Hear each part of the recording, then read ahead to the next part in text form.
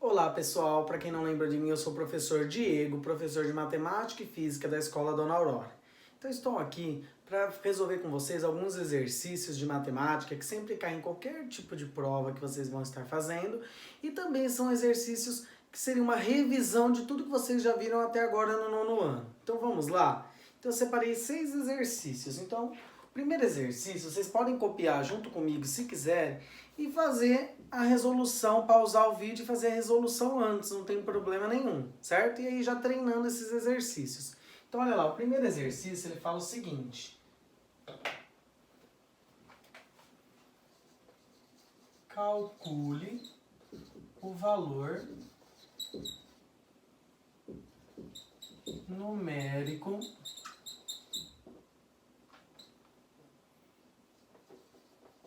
da expressão. Então olha lá. Tem uma expressãozinha, menos 3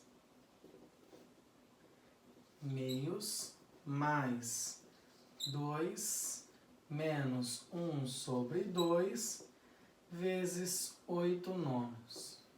Então olha lá, uma expressãozinha comum que vocês já estudam desde o sexto para sétimo ano e que usa sempre uma expressão numérica, onde eu observo que é de números inteiros, mais 2, observo que também tem números fracionários, certo? Números racionais, né? Como a gente conhece na forma de fração. E eu tenho que começar resolvendo, eu tenho que lembrar de toda aquela ideia de expressão numérica, onde eu começo resolvendo, quando não há sinais de associação, eu começo resolvendo pela multiplicação e divisão, ou caso haja potenciação e radiciação. Neste caso, como tem multiplicação, tem subtração, adição e um número, no caso, negativo, né? Um número racional negativo. Então, olha lá.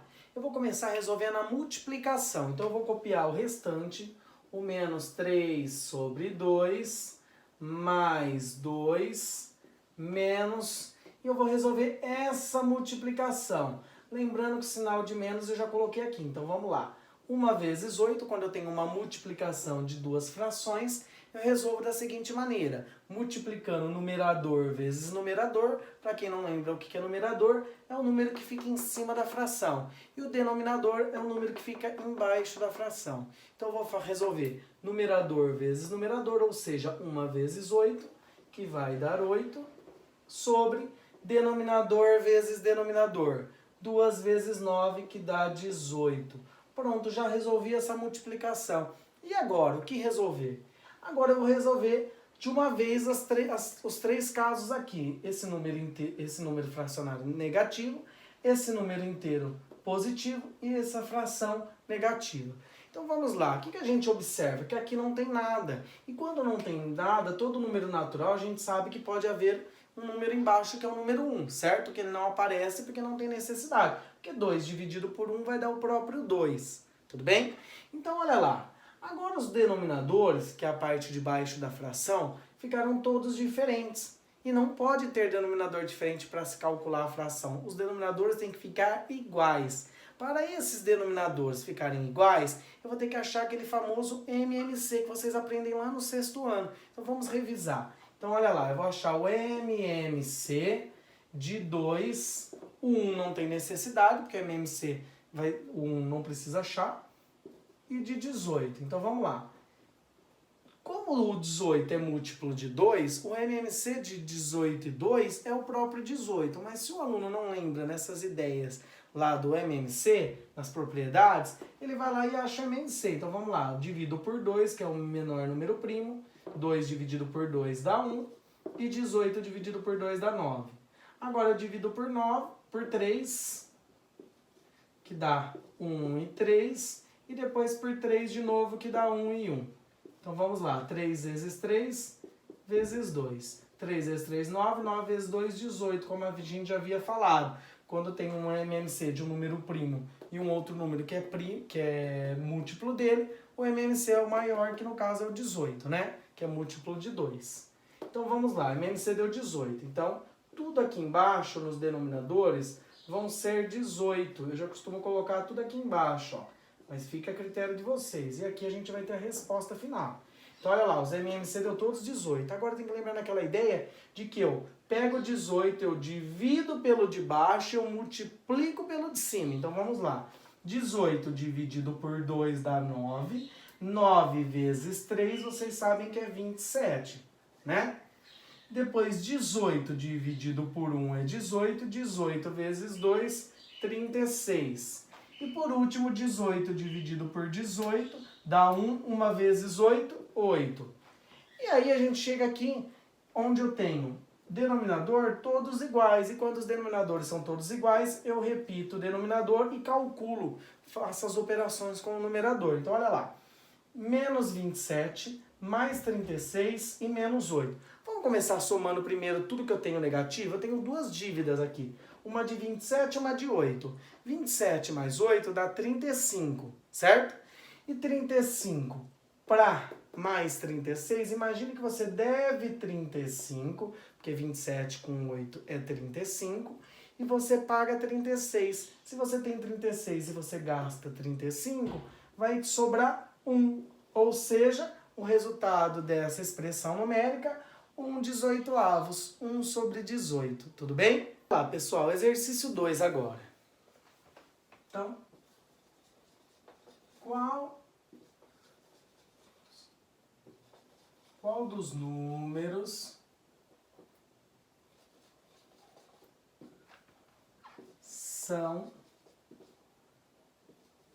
racionais? Então, olha lá. Então, eu vou ter 63,3232 menos 9,3769 21,539 e o valor do π. Então, olha lá. Ele quer saber qual dos números são racionais. Então, o número racional, ele é aquele conjunto numérico que nós já vimos esse ano, que é aquele número que pode ser representado pelo número natural, ou um número inteiro, ou um número com vírgula decimal exato, dízima periódica, uma fração, certo? Então ele quer saber qual desses números são racionais. A gente já viu esse ano que o valor de π, que é 3,14, 15 vai infinito as casas decimais, mas não tem fim e não tem um padrão, nós já vimos esse ano, ele não é considerado um número racional, então eu já descarto ele. Depois aqui a gente tem um valor negativo, só que esse número é um número decimal, número com vírgula, né? Decimal. E ele apresenta casas decimais sem um padrão, ou seja, não é periódico, não tem um padrão de repetições. Então ele também é um número irracional, também não nos interessa. Agora, se a gente observar o 63,3232 e assim vai, a gente percebe que ele é uma dízima periódica, ele é um número decimal, porém considerado uma dízima periódica, e as suas casas decimais, ó, o período dele é 32, 32, 32.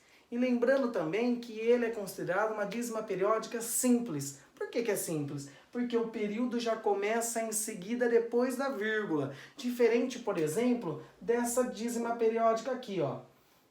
4,02222 e assim vai. O que vocês percebem aqui nessa dízima periódica?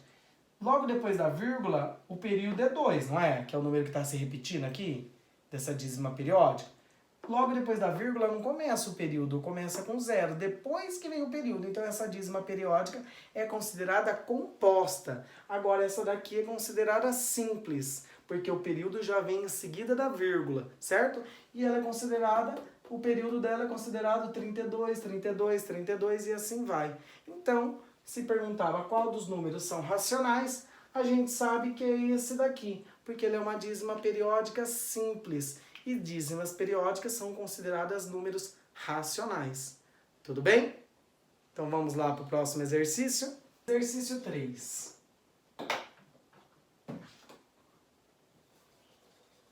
Qual dos números é irracional? Então olha lá, quer saber qual deles é irracional? Letra A, 0,777, 3 pontinhos. Letra B, 2,9393. Letra C, 3,5. Letra D, 1/5. E letra E, 2,72957017989950. Então vamos lá, vamos analisar esse exercício aqui. Então olha lá, qual dos números é irracional? Então ele quer saber qual é o irracional dentre esses 5 números. Então olha lá, o primeiro já dá para observar que é uma dízima periódica simples. O período dela é 7, porque dízima periódica simples, porque o período já começa após a vírgula, e é um número racional, certo? O segundo é uma dízima periódica simples também, e o período é 93, 93, 93, e assim vai até o infinito. Tudo bem? O terceiro é um número racional e é um número decimal, ou seja, um número com vírgula. O quarto é um número fracionário, e esse número que está em forma de fração é considerado um número racional, você já sabe.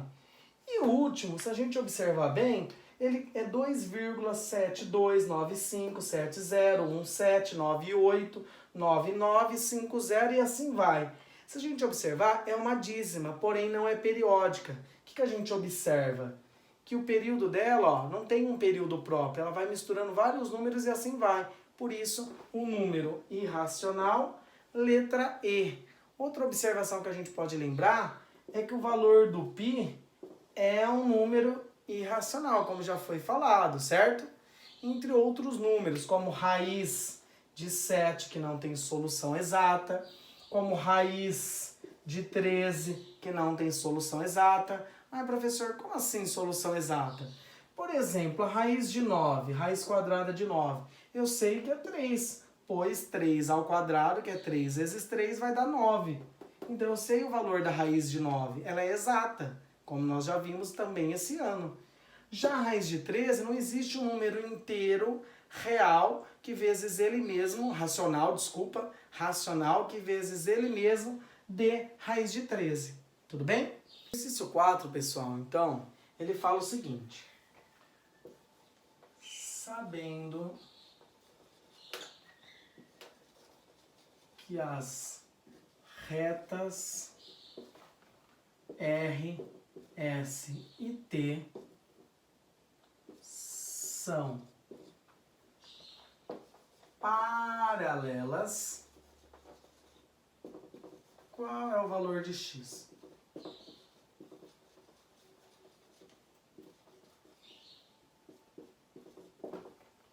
Então, olha lá, duas retas paralelas cortadas por duas transversais. 2x menos 2, aqui vale 2, aqui vale 3, aqui vale 2x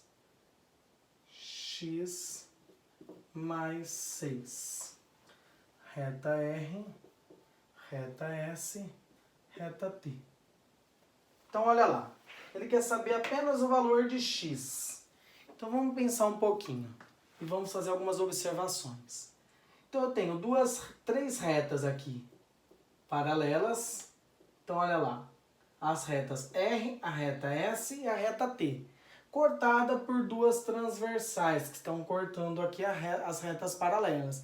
Lembrando, retas paralelas são duas retas, ou três no caso, mais no caso aqui, que vão lado a lado e nunca vão se cruzar, certo? Então, olha lá. Como que eu resolvo este exercício aqui? Então, eu uso o teorema de Tales, da parte de proporção, e eu coloco essa medida sobre essa, é proporcional a essa medida sobre essa. Então, vamos lá. Vou colocar aqui, ó. Então, 2x menos 2 sobre 2 é igual a essa medida, que é 2x mais 6 sobre 3. E depois eu faço a operação em cruz, certo? Que é a regrinha de 3, no caso agora com todos os valores. Então, olha lá. Eu vou começar multiplicando aqui para lá. Então, olha lá, vou multiplicar 3 vezes 2x menos 2 é igual, então eu fiz 3 vezes 2x menos 2 é igual a 2 vezes, então olha lá, 2 vezes 2x mais 6.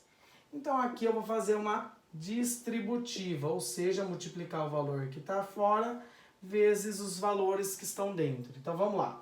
3 vezes 2 vai dar 6x, 3 vezes menos 2 vai dar menos 6, igual. 2 vezes 2x vai dar 4x, e 2 vezes 6 vai dar 12. Então olha lá. Agora eu cheguei nesse 6x menos 6 é igual a 4x mais 12. E agora? Eu faço aquele combinado com vocês, deixar a letra antes do igual e números passar para depois do igual. Como isso daqui é letra, eu tenho que mandar para lá. Como isso daqui é número, eu mando para cá. Então vamos lá. 6x já está no lugar certo dele, que é antes do igual, como o combinado que a gente fez agora. O 4x está depois do igual. Para eu passar ele para antes do igual, eu vou ter que inverter o sinal dele. Ou seja, se era 4x positivo, ele vai se tornar 4x negativo. O 12 já está no lugar certo, que é depois do igual. O menos 6, quando eu mando ele para lá, ele se torna mais 6. 6x menos 4 vai dar 2x. E 12 mais 6 vai dar 18. Ou seja, que número vezes 2 dá 18. Aí eu posso passar o 2, ó, tava assim, ó, 2x é igual a 18. Vou colocar aqui para vocês verem. Então eu passo o 2 que está multiplicando aqui embaixo do 18 dividindo. Então como o 2 estava multiplicando, eu passo ele aqui embaixo do 18 dividindo. E 18 dividido por 2, 9. Então eu achei a medida 9. Então 9 é o valor do x. Esse exercício também poderia estar pedindo qual é o valor desse ponto aqui, ó, dessa distância aqui. Aí eu pegaria o valor do 9, substituiria no lugar do x, multiplicaria 2 vezes 9, que no caso é o valor de x, que dá 18, menos 2, esse pedacinho daria 16. Poderia estar perguntando isso, mas no caso, esse exercício ele só quer saber o valor de x. Então o valor de x é igual a 9, como vocês podem verificar aqui no cálculo. E a gente utilizou aqui, para calcular o valor de x, nada mais nada menos do que a equação do primeiro grau, certo? Então, através da equação do primeiro grau, deixando letras para um lado e mandando números para o outro, a gente utilizou a equação para calcular e achar o valor de x igual a 9. Então, pessoal, exercício 5 agora, ele fala assim, ó. Onde fica localizado na reta numérica, na reta numerada, né? O número 27 quintos. Então, olha lá, a fração 27 sobre 5. Então, onde que ela fica nessa reta numerada? Então, olha lá. Para eu saber certinho onde ele fica, existem alguns jeitos para fazer para ficar mais fácil. Transformar em número misto ou transformar em número decimal. No caso aqui já basta para a gente. Então vamos lá, 27 quintos. Vocês sabem que 27 quintos é o mesmo que fazer 27. O numerador, na verdade, é o dividendo. E o denominador é o divisor, que é quem vai dentro da chave. Então, fazendo essa divisão, você consegue achar o valor decimal para ficar mais fácil para localizar na reta. Então, vamos lá. Quantos 5 cabe dentro do 27? Vocês sabem que 5 vezes 5 dá 25. Para 27, sobra 2. Põe uma vírgula, aumenta um zero. E agora, quantos 5 cabe dentro do 20? 4. 4 vezes 5, 20. Para 20, nada. Ou seja, 5,4. 5,4, ele é um pouco mais que 5. Ele não chega na metade, que seria o 5,5. Ele seria mais ou menos aqui, ó, o 5,4. Ou eu posso representar na forma de fração o 27 quintos. Então ele fica mais ou menos aqui. Então, na verdade, ele fica entre os números 5 e 6. Ou seja, entre 5 e 6, alternativa D. Tudo bem? Vamos para o próximo exercício. Exercício 6. Então, olha lá, o exercício 6 fala assim: a distância entre duas cidades no mapa é de 5 centímetros. Sabendo que a escala do mapa é de 1 por 1 milhão, qual é a distância real? Então, esse exercício já dá para perceber que ele envolve razão. Razão, proporção, toda essa parte que vocês já viram e que vocês vão continuar vendo, principalmente no 9º ano, certo? Então, olha lá, como que eu descubro a distância real das duas cidades aí no mapa?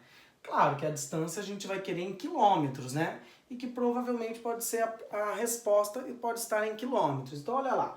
Primeiro eu tenho que pegar a razão. Então, olha lá. Eu vou pegar e vou colocar a razão do mapa sobre a razão real. Então, olha lá. No mapa, a razão é de 1 para 1 milhão. Então, olha lá, 1 para 1 milhão. A distância real, a proporção da distância real, a gente não sabe, é o que a gente quer descobrir. Só que a distância das duas cidades no mapa, no caso em linha reta, é de 5 centímetros, certo?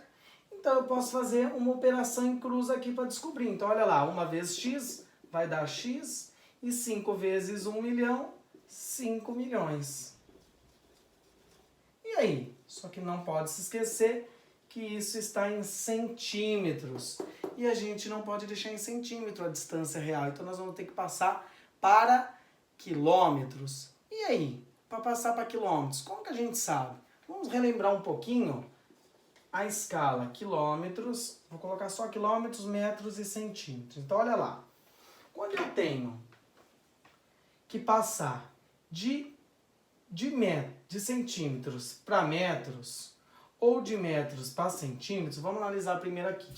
Então a gente sabe que 1 metro tem 100 centímetros. Então para passar de metro para centímetro, a gente multiplica por 100. E para passar de centímetro para metro, a gente faz a operação contrária, a gente divide por 100. Agora, se 1 quilômetro tem 1000 metros, para passar de quilômetros para metro, a gente multiplica por 1000. E para passar de metros para quilômetro, a gente divide por 1000. Ou seja, aqui os 5 milhões de centímetros, eu vou ter que passar para quilômetro. Então quer dizer que eu vou ter que dividir, ó, 1, 2, 3, 4, 5, por 5 casas de zero, ou seja, por 500 mil. Então vamos fazer isso daí. Então olha lá, eu vou ter que pegar esses 5 milhões de centímetros e dividir por 100 mil. Então, olha lá, por 5 casas de zero. 1, 2, 3, 4, 5. 1, 2, 3, 4, 5. 50 dividido por 1, 50 quilômetros. Então, olha lá, a distância das duas cidades é 50 quilômetros. Passaram para quilômetros. Se caso o exercício pedisse em centímetros, 5 milhões de centímetros. Se ele pedisse em quilômetros, que seria a unidade que a gente usa de distância de cidades, 50 quilômetros. Tudo bem? Então cuidado aí com a regrinha para passar de metro para centímetro, de centímetro para metro, ou de metro para quilômetro, ou de quilômetro para metro, e até mesmo de quilômetro para centímetro, ou de centímetro para quilômetro. Cuidado, tudo bem? Então vocês têm sempre que lembrar, 1 quilômetro, 1000 metros. 1 metro, 100 centímetros. Lembrando disso, ajuda bastante lá na hora de resolver um exercício como esse. Tudo bem?